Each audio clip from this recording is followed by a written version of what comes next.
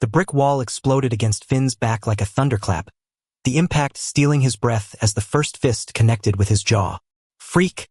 the word spat from the shadowed figure's lips, venom thick as the rain-slicked pavement under their boots, while the crowd's murmurs swelled into a roar that drowned out the distant hum of Portland's nightlife.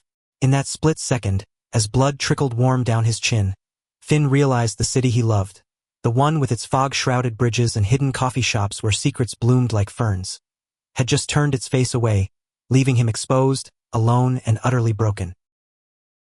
Finn Harlan had always known Portland like the veins in his own hands, the way the Willamette River snaked through the heart of it, carrying whispers of reinvention for dreamers like him. At 22, fresh out of community college with a half-finished graphic design degree and a sketchbook full of half-formed ideas, he'd landed in the city with nothing but a beat-up Subaru and a fierce hunger to belong. Portland in the early 2000s was a mosaic of contradictions. Craft breweries rubbing shoulders with dive bars, tech startups clashing with old-school loggers, and a progressive pulse that beat loud in the Pearl District but faltered in the quieter, working-class neighborhoods like his own in Southeast. Finn rented a cramped studio above a laundromat on Division Street, the kind of place where the walls hummed with the spin cycles below and the air smelled perpetually of damp concrete and someone else's curry. It was home, or close enough, and it was where he first let himself dream of more than survival. His days blurred into a rhythm of freelance gigs, mocking up flyers for indie bands and local zines, and nights spent at the all-ages shows in the basement venues, where the bass thrummed through his chest like a second heartbeat. It was at one of those shows, under the flickering red lights of a warehouse converted into a punk haven, that he met Elias. Elias Crow, with his lanky frame wrapped in a threadbare flannel and a mop of black curls that fell into eyes the color of storm clouds. They locked gazes across a sea of sweat-slicked bodies, and when Elias handed Finn a warm PBR during a lull in the set, their fingers brushed just long enough to ignite something unspoken. "You draw those?" Elias had nodded at the notebook peeking from Finn's back pocket, his voice cutting through the feedback whine like a lifeline. From there, it unfolded like the slow burn of a vinyl record. Late-night walks along the East Bank Esplanade, sharing stories of small-town escapes. Finn from the dusty plains of eastern Oregon, Elias from the Rust Belt echo of Spokane. They talked about everything and nothing. The ache of unrequited crushes in high school locker rooms, the thrill of first kisses stolen in the backseats of borrowed cars, the quiet terror of coming out to families who prayed harder after. Elias was a barista by day, aspiring poet by night, scribbling verses on napkins that Finn would later illustrate with quick, charcoal strokes. Their first real kiss happened on a bench overlooking the river, the water below reflecting the sodium glow of the Hawthorne Bridge, and in that moment, Finn felt the city's arms wrap around them both. Welcoming, wild, alive. But Portland wasn't all rain-kissed romance. The undercurrents ran deep, especially in the blue-collar enclaves where Finn's neighborhood clung like moss to the city's edge. His landlord, old Mr. Kowalski, eyed him with a perpetual squint, muttering about kids these days whenever Finn brought Elias around for coffee. The guys at the corner market, rough-hewn loggers and warehouse workers with calloused hands and faded tattoos, tossed sidelong glances that lingered too long, their laughter sharpening when Finn passed with his sketchbook tucked under his arm. He ignored it, chalked it up to the paranoia that came with being young and queer in a place that preached tolerance but practiced it unevenly. Elias laughed it off too, calling it the price of poetry in a prose world. But Finn saw the flicker of unease in his eyes, the way his hand tightened around Finn's during their walks home. The trouble brewed slowly, like a storm gathering over the Cascades. It started with whispers, graffiti scrawled on the laundromat door, "Go back to Cali, Ferry," wiped away by morning but etched into Finn's mind. Then came the slashed tires on his Subaru, the anonymous notes slipped under his door quoting Bible verses like bullets. Elias urged him to report it, but Finn waved it off. "It's just noise," he'd say, pulling Elias closer in the dim light of their shared bed. The sheets tangled around them like promises. They made love with an urgency that bordered on desperation, bodies moving in sync to the distant wail of freight trains, as if touch could ward off the gathering dark. For a few months, it worked. They dreamed big. A joint gallery show for Elias's words and Finn's art. A road trip down the coast to Big Sur. Maybe even talking about rings. Not legal yet, but real in the ways that mattered. The night it shattered. The air hung heavy with the scent of impending rain. the kind that soaks through to the bone. Finn and Elias had just left the Lovecraft, a dimly lit bar in the Alberta Arts District, where the crowd was a kaleidoscope of piercings and pastel hair. They walked arm in arm, buoyed by cheap whiskey and the electric hum of a live reading, oblivious to the pickup truck idling at the curb. It peeled out as they turned the corner, headlights slicing through the dusk like accusations. "Hey, lovers!" The shout came from the passenger window, slurred and sharp, followed by a beer can that shattered at their feet, foam hissing on the sidewalk. Elias stiffened, his grip tightening, but Finn pulled him along, murmuring, "Keep walking, it's nothing." They didn't see the men circling back until it was too late. 3 of them, burly shadows spilling from the truck, reeking of chew and malice. The leader, Finn recognized him vaguely from the market, a guy named Travis with a buzz cut and an eagle's tattoo curling up his neck, grabbed Elias by the collar, yanking him back. "What, you think this is San Francisco? This here's God's country." The punch landed before Finn could react, Elias crumpling to the ground with a gasp that tore through the night. Finn lunged, wild and wordless, but hands clamped around his arms like vices, dragging him into the alley beside the laundromat. The wall met his spine with brutal force, the world tilting as fists rained down. Jaw, ribs, gut, each impact a punctuation to their slurs. "You don't belong here," Travis growled, his breath hot and foul against Finn's ear, knee driving into his thigh. Elias's cries echoed faintly, muffled by his own beating, and in the haze of pain, Finn tasted copper and regret. Why hadn't he fought harder? Why hadn't he seen it coming? The assault blurred into a frenzy. Kicks to the kidneys, a boot to his sketchbook spilling from his pocket, pages fluttering like wounded birds. When they finally backed off, tires screeching into the night, Finn crawled to Elias, their blood mingling on the cold pavement. Sirens wailed distant, too late, and as neighbors peeked from curtained windows without a word, Finn knew the city had watched and chosen silence. The hospital was a sterile limbo of beeping monitors and pitying glances. Elias fared worse. Cracked ribs, a split lip that would scar, and a concussion that left him vomiting through the night. Finn, bruised but unbroken, sat vigil in a plastic chair, holding his hand until the swelling made it impossible. The cops came and went, their questions laced with skepticism. "You sure it was random? No prior incidents." As if Finn's existence was the incident. No arrests, no justice, just discharge papers and a prescription for painkillers that did nothing for the deeper ache. Word spread like wildfire through the neighborhood. By morning, Mr. Kowalski was at the door, eviction notice in hand. "Can't have this kind of trouble," he grumbled, avoiding Finn's gaze. "Bad for business. You got 30 days. Elias's boss at the coffee shop called next. Fired. For the safety of the staff. Friends faded like morning mist, their texts curt. "Sorry, man. It's just too much right now." Portland, the city of roses and reinvention, had thorns that cut deepest when you bloomed too bright. Finn packed in a fever dream, stuffing clothes and canvases into garbage bags, while Elias slept fitfully on the couch. They talked in hushed tones when he woke, voices cracking like thin ice. "We could fight it," Elias whispered, but his eyes said otherwise. The fear, the exhaustion, the unspoken truth that fighting meant more nights like this one. "Or we leave, start over, somewhere they can't touch us." Finn nodded, throat tight, but inside, a piece of him fractured. This was his city, the one where he'd first whispered, "I love you," under a canopy of cherry blossoms, where his art had found its voice in the galleries of the Pearl. To leave felt like amputation. On the last day, they stood in the empty apartment, echoes bouncing off bare walls. Elias pulled Finn into a kiss that tasted of salt and goodbye, then handed him the keys to the Subaru. "You go first. I'll follow once I'm steady." It was a lie they both clung to, the kind that softens the blow. Finn drove out as dusk fell, the skyline shrinking in his rearview, Mount Hood a silent sentinel on the horizon. He crossed the state line into Washington, the rain following like a shroud, and checked into a motel in Vancouver where the anonymity was a bomb. Calls to Elias went unanswered after the 3rd day, texts blooming into voids. Weeks turned to months, the silence a verdict. Elias, too wounded to chase dreams, had stayed behind, retreating to Spokane and the arms of family who asked no questions. Finn rebuilt in fragments. He landed in Seattle, the Emerald City's gray skies a mirror to his own.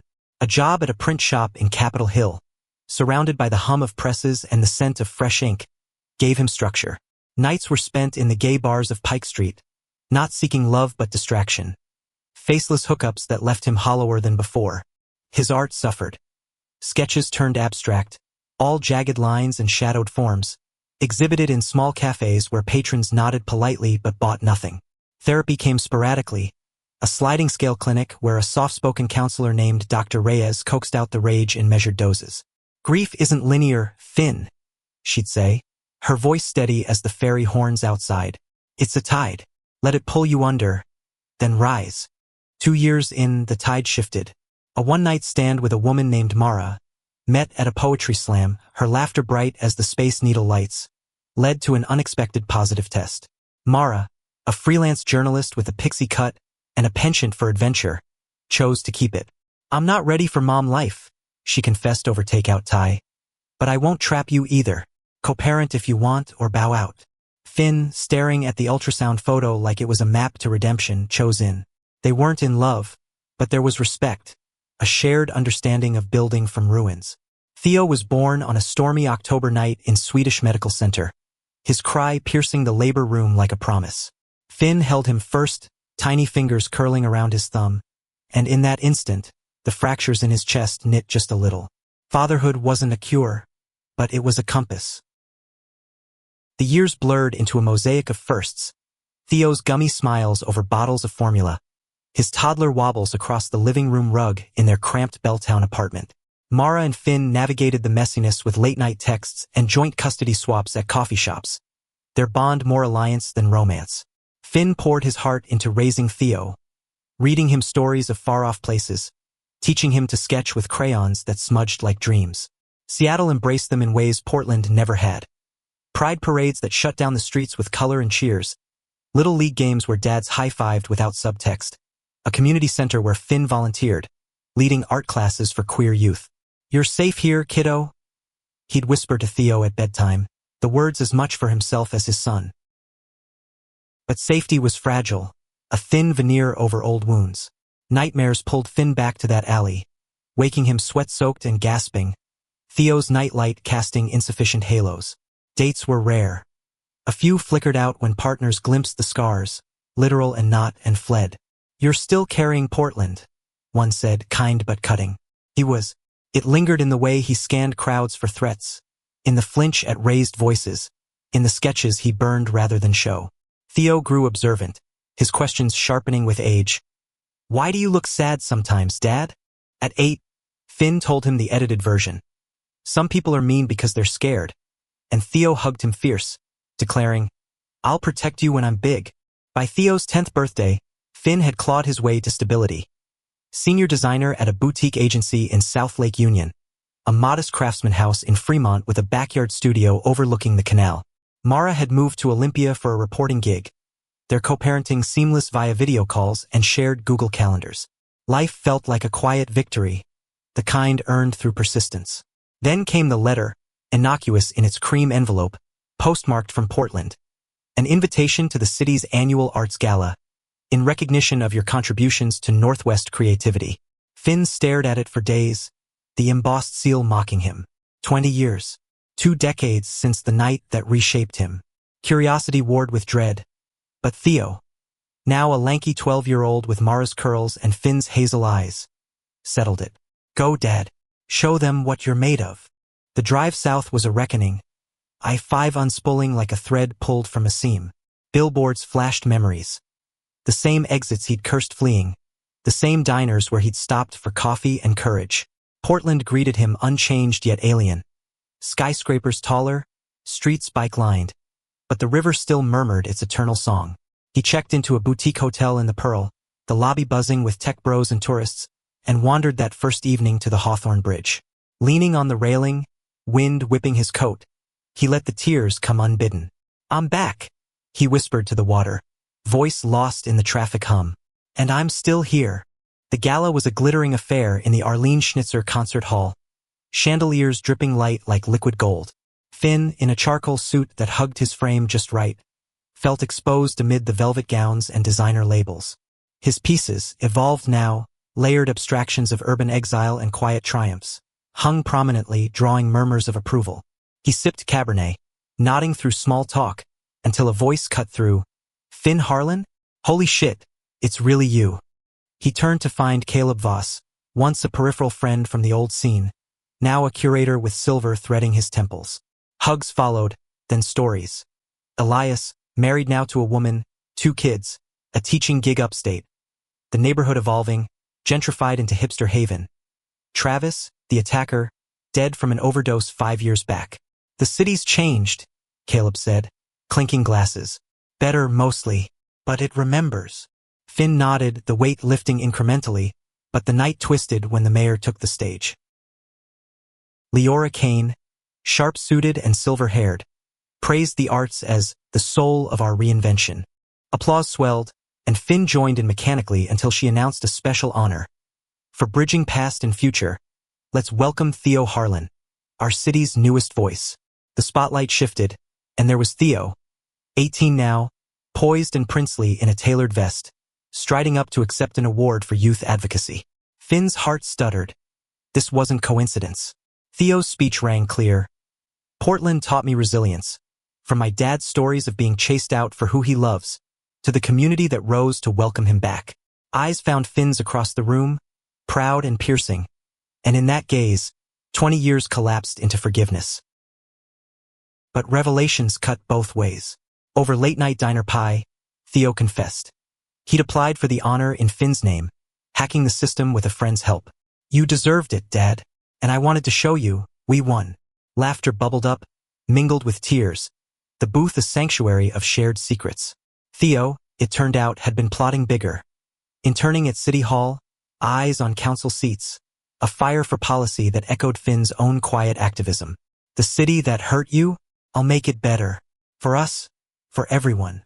Word of Finn's return rippled outward, stirring ghosts. A call from an unknown number. Elias, voice roughened by time. "Heard you were back. Coffee?" They met at a neutral ground. A park bench by the river, autumn leaves carpeting the path like faded regrets. Elias looked weathered, lines etched deep, but his smile was the same, tentative, warm. "I should have followed," he said, staring at the water. "But I was scared. Still am, sometimes." They talked for hours, unearthing the what-ifs. The life they might have built, the art unborn. No rekindling, just closure. A hand on the shoulder, a nod of understanding. "You did good, Finn, with everything." Yet closure bred new storms. Back in Seattle, Finn threw himself into work, but sleep evaded him, dreams twisting the gala into nightmare. Travis's face on the mayor's podium, Theo vanishing into the crowd. Mara noticed over their weekly call, "You're spiraling, Finn. Talk to Reyes." Therapy unearthed the rot. Survivor's guilt, the fear that his scars had marked Theo, that love always came laced with loss. "You're not broken," Dr. Reyes affirmed. "You're human, and healing isn't erasure, it's integration." Theo's visits bridged the gap, weekends filled with hikes in the gorge, where basalt cliffs stood sentinel to their talks. "Why politics?" Finn asked once, as they crested a ridge, the Columbia glittering below. Theo shrugged, wind tousling his hair. "Because someone has to rewrite the stories. Yours included." Pride swelled, tempered by terror. The world still chewed up dreamers, and Theo's ambition burned bright. The crisis crested unannounced. A Tuesday in November, when Finn's phone shattered the morning quiet. "Dad, it's bad." Theo's voice trembled, background a cacophony of shouts and sirens. Portland's Progressive Council had fractured over a queer youth shelter proposal. Opponents, echoing old hatreds, unearthed Finn's past like ammunition. "They called you the disgraced exile," said Theo's, tainted by sodomy. Finn's blood ran cold, the alley's echo roaring back. He drove south in a blur, arriving at City Hall as protesters clashed with counter-demonstrators, signs wielding slurs like swords. Theo stood resolute on the steps, megaphone in hand, flanked by allies. "My father's story isn't shame, it's strength." But the mob surged, a bottle shattering near his feet, and Finn pushed through, wrapping his son in a fierce embrace. "I'm here," he murmured, as security cleared a path. Inside, amid marble halls and flickering fluorescence, they faced the council, Finn testifying, voice steady, weaving his exile into a tapestry of resilience. "You chased me out once. Don't make the same mistake with the kids coming after me." The vote passed narrowly, the shelter funded, but victory tasted bittersweet. That night, in a quiet pub off Burnside, Theo broke. "What if I can't protect them all? What if I'm just not enough?" Finn pulled him close, the bar's jukebox crooning an old Springsteen tune. "You already are. And when you're not, you've got me." Tears fell, unashamed, the weight of generations lifting in that shared vulnerability. Spring brought thaw. Finn's Seattle life deepened.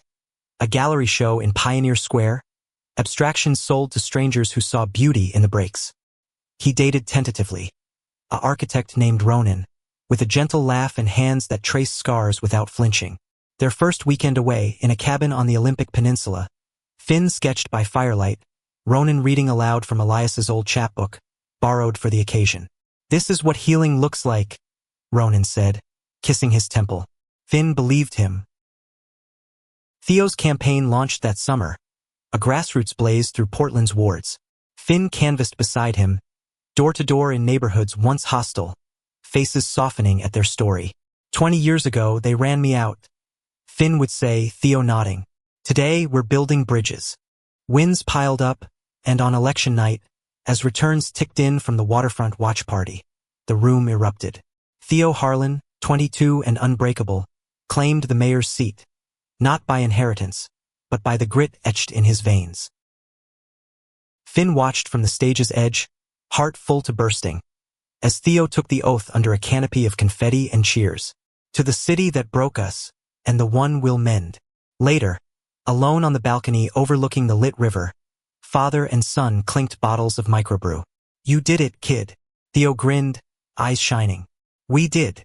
No grand epiphany, just the quiet truth. Wounds scar, but they also toughen.